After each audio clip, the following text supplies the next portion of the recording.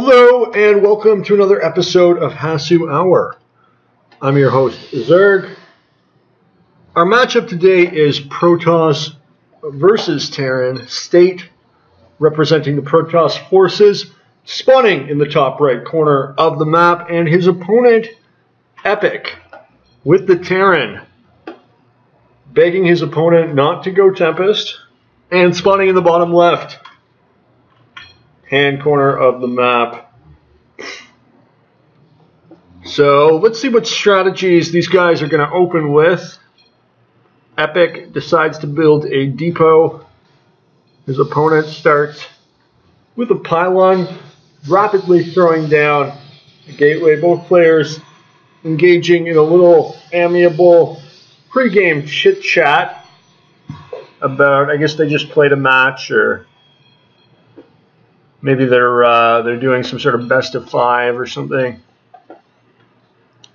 The Terran opts to build a bit of a wall here, potentially to keep out adapts, or who knows what the purpose is there.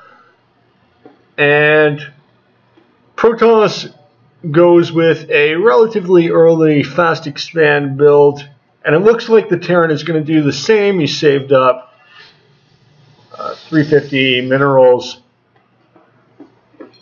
Scouting probe here in the Terran base, just staying idle as they chat.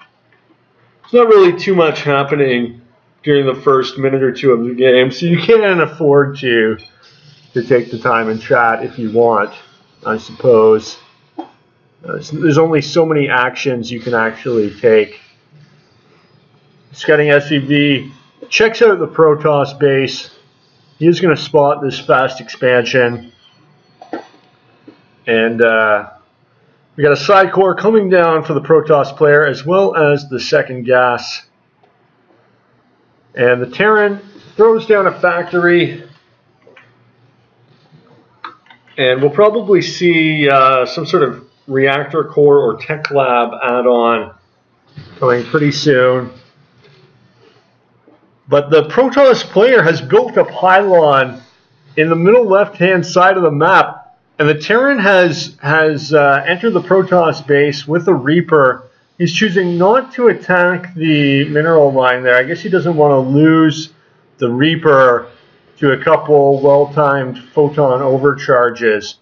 So the Protoss player obviously proxying here, probably some sort of tech threat, Oracle or DT, is my guess. And Stargate coming down, so it is going to be Oracle.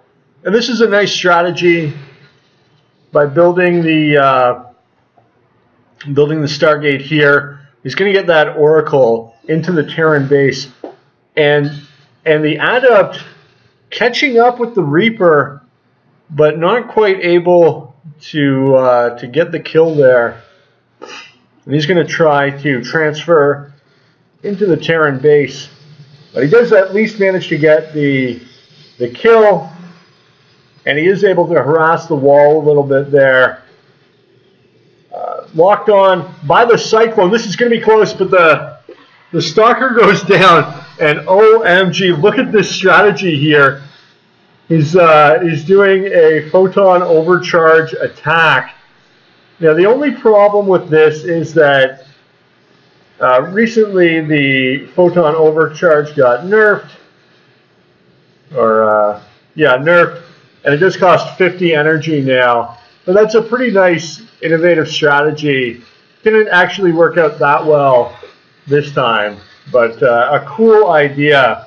So some very, very creative play from State so far this game. And he's done something interesting too, which is he's going to wait for 2 oracles before doing his attack. And this is going to be absolutely devastating for Epic.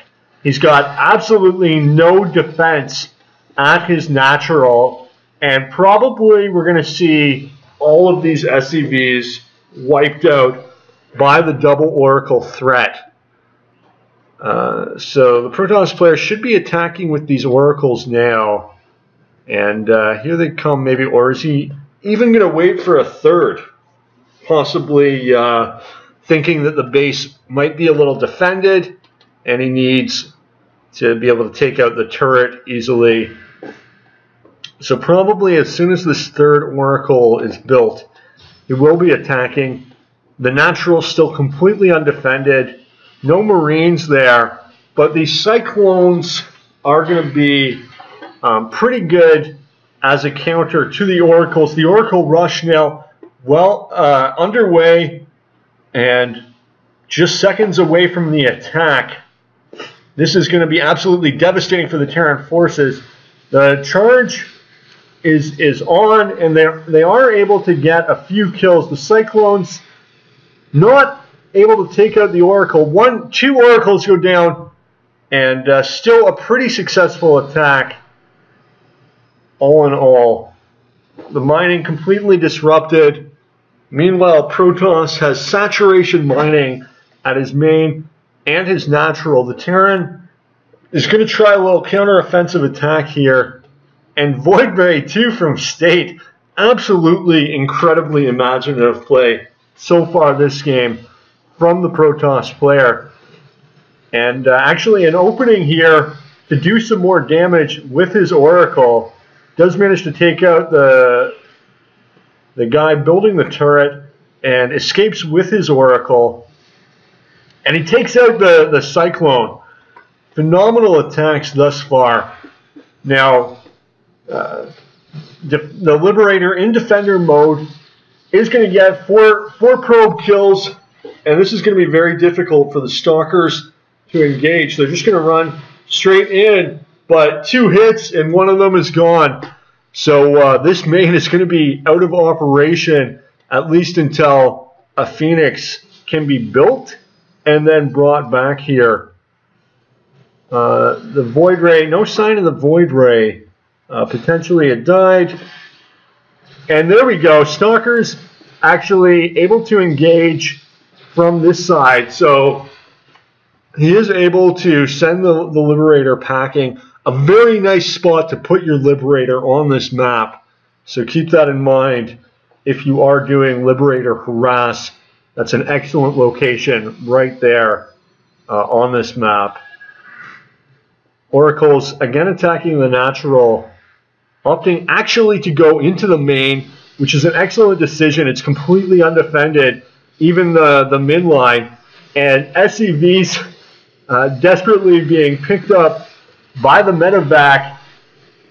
These Oracles, 17 kills between the 2 Oracles. So just brilliant harass play. And a Marine able to get a kill on one of the Oracles, but absolutely brutal attacks on the Terran economy so far this game. Now the Protoss switching to more of a ground unit composition. Stalker, Sentry, Immortal out of a very nice mix of units.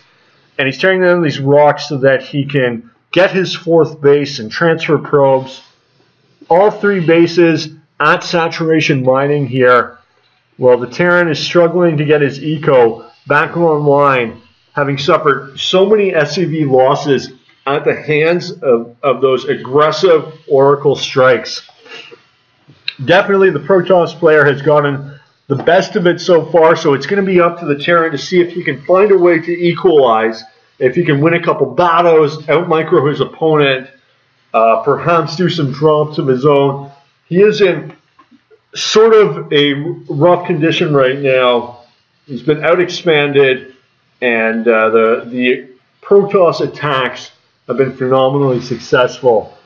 Revelation cast on the Terran units, perhaps in preparation of an all-in strike by the Protoss player. The Terran army not at all in position here to defend, and it looks like the Protoss player is going to try to lure away the Terran army from the front of his base.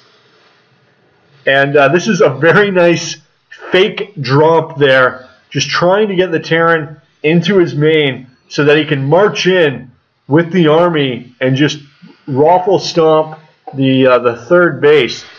The siege tanks getting into the siege mode there, and they are going to be able to hold this attack off A lot of depots went down, and now the Terran is seriously supply blocked, so he's got to start building a ton of depots in order to continue producing. This is very bad news. He's going to get seriously outmassed while supply blocked, and the Protoss here might unwittingly another depot taken out. Like an all-in push by the Protoss might unwittingly solve the depot problem. The Terran finally getting unsupply blocked here in a second. But it's going to be tough for the Protoss player to just march in, even with a substantial army. You simply can't really engage against siege tanks with Marine backup. But it looks like he might try it. Or is he just going to contain? That is the question. And the Protoss player is marching in. Zealot's taking the tank fire, but he decides the better of it, and instead warps in a 7 Zealot attack with some DTs, and another phenomenally successful attack by the Protoss player. Epic just constantly has been under attack the entire game in a defensive shell, and this DT sort of tilting at windmills over here, taking out the reactor core. Meanwhile, the Protoss player marching in the front door and taking heavy losses, but destroying a lot of the Terran army at the same time. And it looks like he is going to be able to destroy the forces that are in front here. The SCVs thinking about getting into the battle, but not really sure if that's a great idea. The rest of the Terran army now coming to the front, and the Protoss player is going to retreat, but a pretty spectacularly successful attack there. All in all, he's still had a DT in the main, and he does have that 4th base as well as a significant supply advantage. So the Protoss player with a commanding lead at this point, and he's going to take this middle expo at the gold, try to get that extra income. He feels like he's got a certain measure of map control, and he can actually risk taking the center expansion. Most of the time people avoid these bases because they are so easy to attack. They are vulnerable to a push from your opponent. Speaking of pushes, the Terran player potentially moving out here. He's got some siege tanks in the medevac so that he can tactically drop them down very quickly when his army engages with the Protoss forces. He spots the Protoss army, which is charging on the Terran position. Medevac's boosting afterburners, and the Protoss army completely surrounding the Terran forces, utterly flanked there. But the Terran is forcing the Protoss to retreat back to this base. So no clear winner in that confrontation, but the Protoss player is 40 supply ahead. The Terran trying to get aggressive here, but he doesn't quite have the army mass to do a massive push. Liberator in defender mode, backing up the Marine medevac force here, and the Protoss player wants to engage, but he's got to wait for his Archons, and he's got a little bit of a spread here just to fight the effects of the splash damage from the tanks, and his Stalker Archon Immortal army just ripping the Terran forces to pieces. And that is game, ladies and gentlemen. The Terran is in retreat, his base soon to be crushed, and the Protoss forces are victorious. The Liberator's not going to be able to keep this massive Protoss army at bay. There's nothing really the Terran can do at this point. He's simply been behind the whole game, from the Oracle harass to losing battles to being forced into a defensive posture the entire time. And the Protoss player here just moving in, crushing the Terran defenses. Zealots taking on the tanks, Stalkers warping into the Terran main. And that is it, ladies and gentlemen. That is the game.